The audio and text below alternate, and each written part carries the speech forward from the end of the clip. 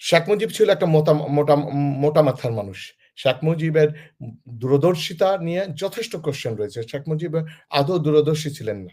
সে ছিল মোটা মাথার লোক এবং সে অনেক কিছুই বুঝে উঠতে পারেনি। যার কারণে এই যে বাংলাদেশের ১৯৭১ সালে মুক্তিযুদ্ধের নিয়ে অনেক কোয়েশ্চেন রয়েছে। ৭ দফা গোপন চুক্তি না করে, সাইন না করে কিন্তু বাংলাদেশকে হেল্প করতে আসেনি। সেই ৭ দফা গোপন চুক্তির মধ্যে কি ছিল? যেমন বাংলাদেশে কোনো সেনাবাহিনী থাকবে না, বাংলাদেশের কোনো পররাষ্ট্র নীতি থাকবে না, ভারতের পররাষ্ট্র নীতিতে চলবে, ইত্যাদি ইত্যাদি আপনারা সবাই জানেন। দেখেন, এই ১৯৭১ সালে ইন্ডিয়া বাংলাদেশকে সাহায্য করার মধ্য দিয়ে বাংলাদেশ থেকে কি পরিমাণ লুটেপুটে নিছে আমি ১৯৭১ সালে বাংলাদেশ থেকে বাংলাদেশকে ভারত যে সাহায্য করেছিল, এর বদৌলতে তারা কি পেয়েছিল? কমপ্লিটলি একটা ব্যবসায়িক আন্ডারস্ট্যান্ডিং থেকে তারা শেষ মুহূর্তে বাংলাদেশকে সাহায্য করেছে। যে এত দেশপ্রেমিক, দেশ নিয়ে এত কনসার্ন, দেশ নিয়ে এত বেশি ভাবে, যেটা আসলে ভাষায় প্রকাশ করা যাবে না। আই এনজয়েড এ লট। ওকে, আমি দর্শকদের কথা এবং কয়েকটা ছোট ছোট পয়েন্ট আছে, এগুলো একটু বলে তারপর আমি ডক্টর ইউনূসের কথাটা যাব। আমাকে একটু সময় অ্যালাউ করবেন। ফার্স্ট এন্ড ফরমোস্ট আমি একটা কথা একটু বলি যে প্লিজ একটু মিউট, একটু mute. Okay please. First and foremost আমরা আসি ইন্দিরা গান্ধী এবং মুজিবের সম্পর্ক। আসলে ইন্দিরা গান্ধী এবং মুজিবের কিন্তু সুন্দর সৌহার্দ্যের বা বন্ধুত্বের সম্পর্ক ছিল না। এটা আমরা ভুল করি বুঝতে। ইন্দিরা গান্ধী এবং মুজিবের সম্পর্কটা ছিল অনেকটা ইন্দিরা গান্ধীর স্বার্থের সম্পর্ক, ইন্ডিয়ার সম্পর্ক। ইন্দিরা গান্ধী এবং মুজিবের সম্পর্কটা ছিল একটা ব্যবসায়িক সম্পর্ক। কেন, কিভাবে? আমি কয়েকটা আপনাকে উদাহরণ দিই। শেখ মুজিব ছিল একটা মোটা মাথার মানুষ। শেখ মুজিবের দূরদর্শিতা নিয়ে যথেষ্ট কোয়েশ্চেন রয়েছে। শেখ মুজিব আদৌ দূরদর্শী ছিলেন না। সে ছিল মোটা মাথার লোক এবং সে অনেক কিছুই বুঝে উঠতে পারেনি। যার কারণে এই যে বাংলাদেশের ১৯৭১ সালে মুক্তিযুদ্ধের নিয়ে অনেক কোয়েশ্চেন রয়েছে। Indira Gandhi, she was a talented lady. সে বুঝতেছিল, সে ইনফ্যাক্ট ১৯৪৭ সালে দেশ বিভাজনের পর থেকেই ভারত চেয়েছিল বাংলাদেশকে কিভাবে করায়ত্তে রাখা যায়। এই করায়ত্তে রাখার জন্য যত ধরনের আমি যেটা বলতেছিলাম ইন্দিরা গান্ধী এবং মুজিবের সম্পর্ক নিয়ে। ইন্দিরা গান্ধী ওয়াজ এ ট্যালেন্টেড গাই। সে বুঝতেছিল যে বাংলাদেশকে আসলে কন্ট্রোল করার জন্য কি করতে হবে। ঠিক আছে? আর পক্ষান্তরে ওই সময় বাংলাদেশে যে শেখ মুজিব সাহেবকে থ্রুআউট দ্য টাইম সে ছিল রাগী মানুষ, বদমেজাজি মানুষ। তার উপরে কথা বলা যায় না। সে মোটা মাথার মানুষ। সে বাংলাদেশের ভবিষ্যৎ কি হতে যাচ্ছে সে সম্পর্কে জানে না।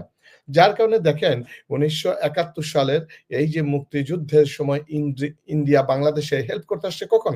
Very late. আপনি দেখেন ইতিহাসগুলোকে দেখেন, অক্টোবরের দিকে বাংলাদেশকে হেল্প করার জন্য আসছে। এর আগে আসেনি। কিন্তু আপনি দেখেন এর আগেই বিক্রমপুর, ময়মনসিংহ, গাজীপুর, টাঙ্গাইল, বাংলাদেশের অনেকগুলো জেলা স্বাধীন হয়ে গেছে এবং তারা ৭ দফা গোপন চুক্তি না করে, সাইন না করে কিন্তু বাংলাদেশকে হেল্প করতে আসেনি। সেই ৭ দফা গোপন চুক্তির মধ্যে কি ছিল? যেমন বাংলাদেশে কোনো সেনাবাহিনী থাকবে না, বাংলাদেশের কোনো পররাষ্ট্র নীতি থাকবে না, ভারতের পররাষ্ট্র নীতিতে চলবে, ইত্যাদি ইত্যাদি আপনারা সবাই জানেন। দেখেন, এই ১৯৭১ সালে ইন্ডিয়া বাংলাদেশকে সাহায্য করার মধ্য দিয়ে বাংলাদেশ থেকে কি পরিমাণ লুটেপুটে নিছে আমি তার একটা ফিরিস্তি দিই। ছোট্ট দুই একটা পরিসংখ্যান দিই। আপনি দেখেন ১৯৭১ সালে বাংলাদেশ থেকে বাংলাদেশকে ভারত যে সাহায্য করেছিল, এর বদৌলতে তারা কি পেয়েছিল?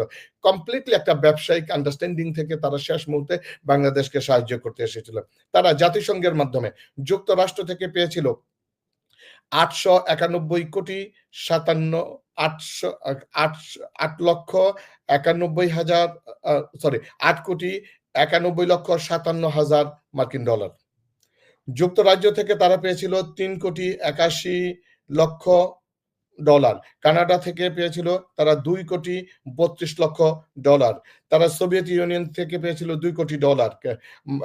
জাতিসংঘের অন্যান্য দেশ থেকে তারা পেয়েছিল ৫,৭৪,০০,০০০ ডলার তারা পেয়েছিল। ইভেন পাকিস্তান থেকে তারা ক্ষতিপূরণ হিসেবে তারা পেয়েছিল ৭৫ কোটি ডলার। অন্যান্য জিনিসপত্র যে কি পরিমাণ লুট হয়েছে, একটা ভাই বলেছিলেন বাংলাদেশ থেকে ১৯৭১ সালে ইন্ডিয়া প্রায় $1 ট্রিলিয়ন আ বা আ আ মূল্যমানের আ তারা লুটপাট করেছে। তারা কি লুটপাট করেছে? তারা মেশিনারিজ, যন্ত্রপাতি, দ দোকান, গহনা, electronics, industries, machine, even sari, এবং সবচাইতে মজার বিষয়, আমরা যে স্ন্যাকস বিকেলে যে নাস্তা খাই, এই স্ন্যাকস নাস্তা পর্যন্ত তারা লুটপাট করেছে। আমরা যে আমাদের আ ওয়াশরুমে যে ধরনের এই ফিটিংস গুলো লাগাই, যে আ আ কি বলে মিরর, আ এই মিরর, এই আয়না পর্যন্ত তারা লুটপাট করে নিয়ে গেছে। আর তারপরে আ আ এছাড়া তো যে ভারী অস্ত্রগুলো, পাকিস্তানিদের রেখে যাওয়া অস্ত্র, গোলাবারুদ, কামান ইত্যাদি তো নিয়েছে। এইটা কিন্তু ইন্দিরা গান্ধী ঠিক বুঝে ফেলছিল যে ভারতকে যদি, কারণ বাংলাদেশ ইতিমধ্যে অনেকগুলো জেলা স্বাধীন হয়ে গেছে। এই মুহূর্তে যদি ভারত বাংলাদেশকে হেল্প করতে আসে, বাংলাদেশ আল্টিমেটলি স্বাধীন হবে। Why not? মাঝখান দিয়ে আমাদের কিছু ব্যবসায়িক সুবিধা হয়ে যাক। আমরা কিছু লুটে-পুটে নিয়ে যাই। আমরা বিভিন্ন দেশ থেকে কিছু সহযোগিতা পাই। That was the target. বাংলাদেশকে আসলে বা মুক্তিযুদ্ধে নিরবিচ্ছিন্নভাবে ম স্বাধীন করার জন্য, সহায়তা করার জন্য ইন্ডিয়া বাংলাদেশকে হেল্প করতে আসেনি। বরং তারা ওই যে ৭ দফা গোপন চুক্তির মাধ্যমে বাংলাদেশকে করায়ত্ত করার জন্য, অভিপ্রায় করায়ত্ত করার দূরভিসন্ধি ছিল।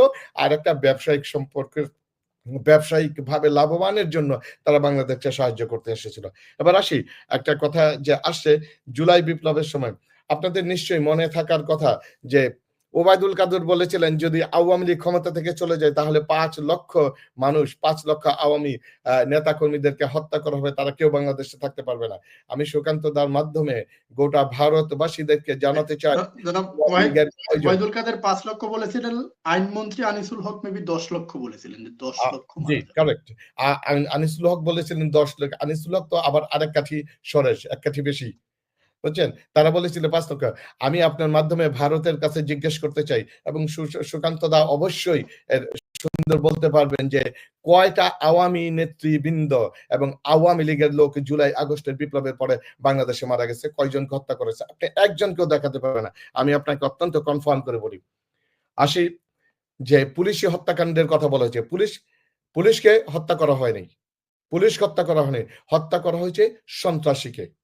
যিনি পুলিশের উর্দি পরে, যে পুলিশের পোশাক পরে বাংলাদেশের নিরস্ত্র ছাত্র জনতার উপরে গুলি করে, তার যে দায়িত্ব ছিল, তার যে কোড অফ কন্ডাক্ট ছিল, সেই কোড অফ কন্ডাক্ট এ ব্রিচ করে, তার দায়িত্ব পালন না করে, বরং ছাত্র জনতার উপরে নির্বিচারে গুলি করেছে, সেই সন্ত্রাসীকে বাংলাদেশের তরুণ দামাল ছেলে ছাত্র জনতা হত্যা করেছে। কোন পুলিশকে হত্যা করেনি। আপনি ভালো করে খেয়াল রাখেন, কোন পুলিশকে না। সে একজন সন্ত্রাসীকে হত্যা করেছে। এবার আসি, আমার দাদা বলেছিলেন যে রাজনৈতিক অভিসন্ধি। না দাদা, এটা রাজনৈতিক নয়। বরং যদি আমাদের যে প্রত্যর্পণ চুক্তি রয়েছে ভারত এবং ইন্ডিয়ার মধ্যে, ভারত হাসিনাকে ফেরত দিতে চাবে না বা পারবে না তখনই যদি তারা মনে করে যে হাসিনার ন্যায় বিচার বাংলাদেশে সম্ভব নয়, তাহলে এ ধরনের তারা একটা চিন্তা করতে পারে, কনসিডার করতে পারে। কিন্তু আমাদের আইসিটি, আমাদের যোগ্যতম আইসিটি এবং প্রসিকিউটর অত্যন্ত দ্ব্যর্থহীনভাবে কনফার্ম করেছে, আন্তর্জাতিক মিডিয়া, বাংলাদেশের মিডিয়া, সকল মিডিয়ার সামনে, যে হাসিনার উপর কোন জুলুম, অত্যাচার, অন্যায়, অবিচার হবে না, বরং আমরা তার ন্যায় বিচারকে সুনিশ্চিত করবে। সো ন্যায় বিচার নিয়ে আপনার কোনো ভয় সন্দেহ থাকার, কোনো অভিপ্রায় থাকার কথা নয়। বরং আমাদের প্রত্যাপন, আইন এবং চুক্তি মেনে বা হাসিনাকে বাংলাদেশে ফেরত পাঠানোর জন্য যত দ্রুত সম্ভব যে ধরনের পদক্ষেপ নেওয়া দরকার সেগুলো ইন্ডিয়া নিবে বলে আমি আশা করি।